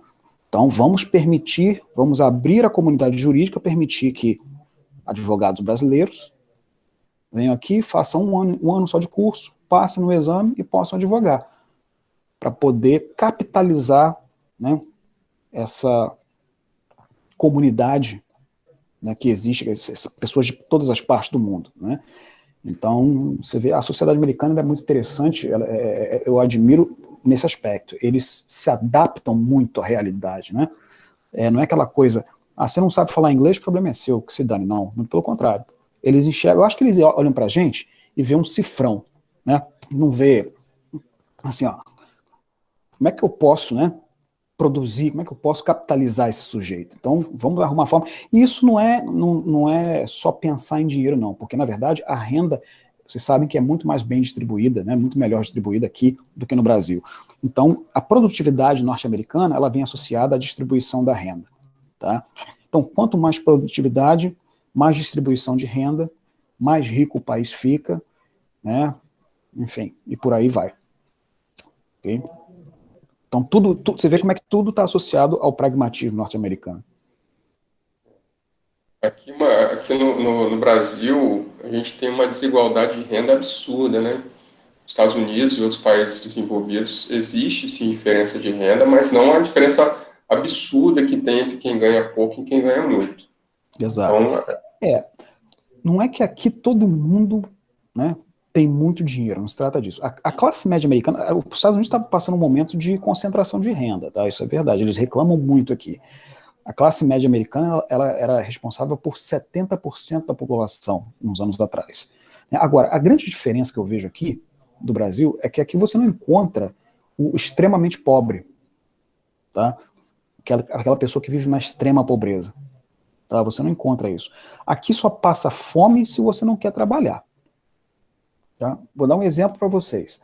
E não tem essa de ter faculdade. É claro que o cara que tem faculdade, ele tem potencial para ganhar mais, mas a diferença de renda entre o que ganha menos e o que ganha mais, ela é pequena. Por exemplo, motorista de Uber aqui. Eu tenho amigos que são motoristas de Uber, que os caras ganham, aqui ganha-se por semana, tá? Não é por mês, não. Eles tiram por semana $2.000 a $3.000 por semana, tá? Motorista de Uber. O cara não precisa ter faculdade para dirigir Uber. Então, é mais que o promotor, né? Exatamente. Mais que o promotor. Entendeu? Então, assim, então aqui você não consegue adquirir as coisas por falta...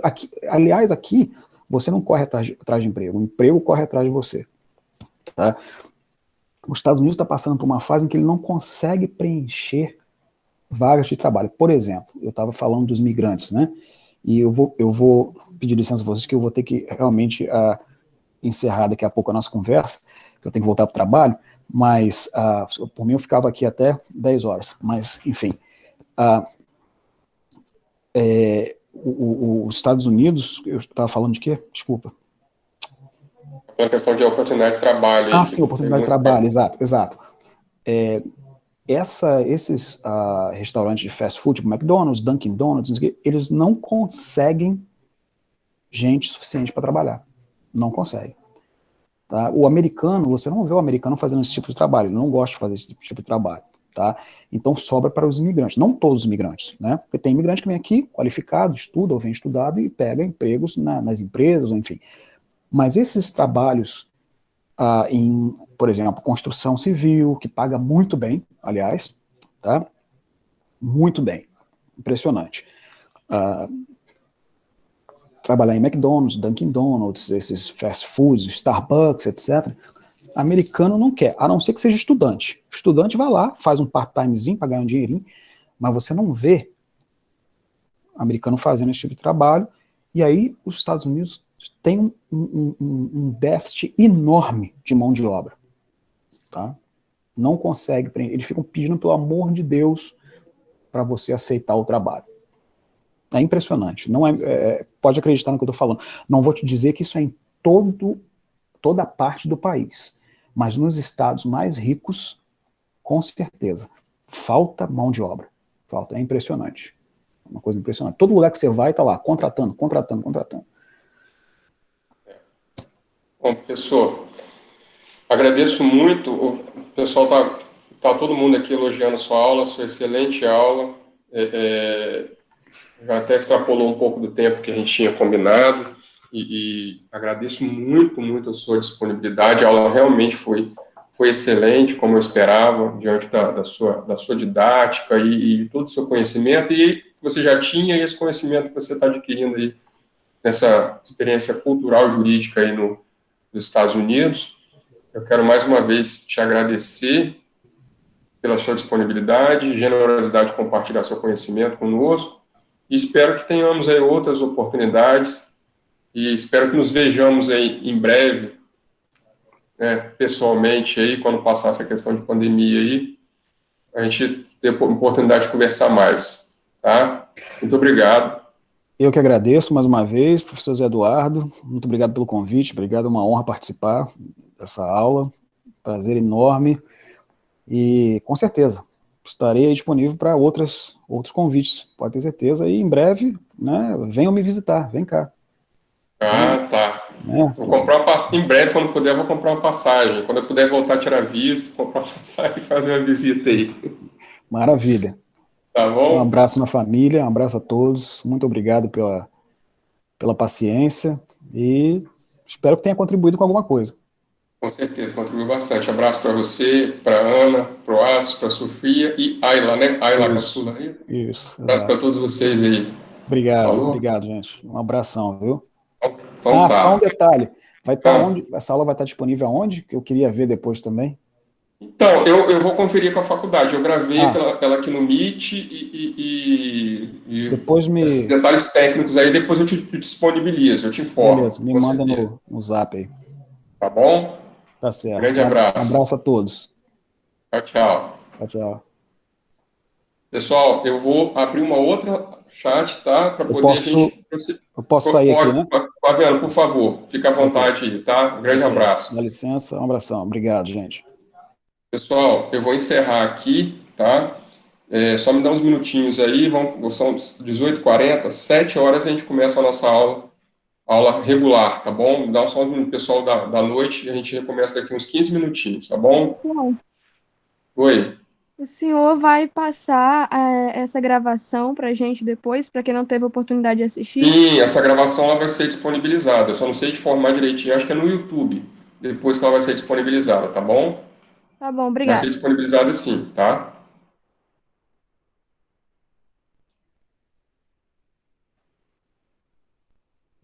A aula agora vai ser de 7 a 8h05? Isso.